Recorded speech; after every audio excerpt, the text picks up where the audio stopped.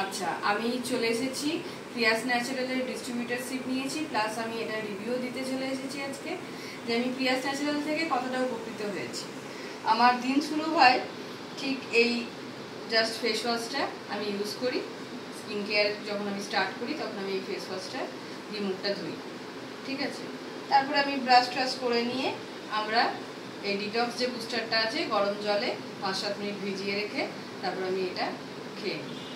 তো এটা গেল আমার হেলথের জন্য। আর স্কিন কেয়ারে বলি, ফেস ওয়াশ দিয়ে ফেস ওয়াশ করার পর তারপর আমি এই কিউকাম্বার টোনারটা ইউজ করি, যেটা আমার খুব ভালো লেগেছে। আমার মুখে যে র্যাশেসগুলো ছিল সেগুলো অনেকটা কমেছে।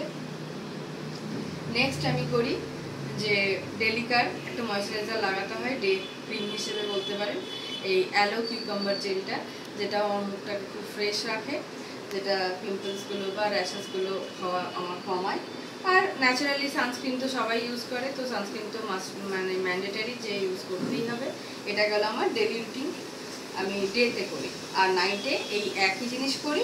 স্নানের আগে শাহি উত্তানটা ইউজ করছি, স্নানের পর আবার টোনার ইউজ করে জেল ইউজ করে সানস্ক্রিন লাগাতে পারেন, অথবা এই শোয়ার কেউ শুলে এটা করতে পারেন স্যাফরন গ্লো ক্রিমটা, বা রাত্রে শোয়ার সময়তে স্যাফরন গ্লো ক্রিমটাও লাগাই। তো আমি আমারটা বললাম। আর এটা গেল আমার ডেলিকার স্কিন কেয়ারের।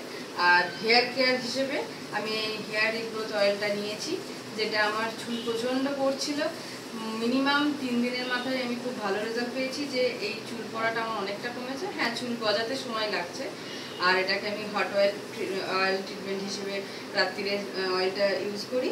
আর এই রাইস যে ওয়াটার শ্যাম্পুটা আছে এটা দিয়ে আমি শ্যাম্পু করি।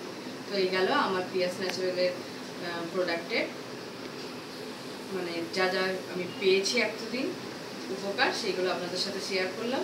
আমি চাই আপনারাও এই জিনিস ব্যবহার করুন এবং ভালো থাকুন, সুস্থ থাকুন।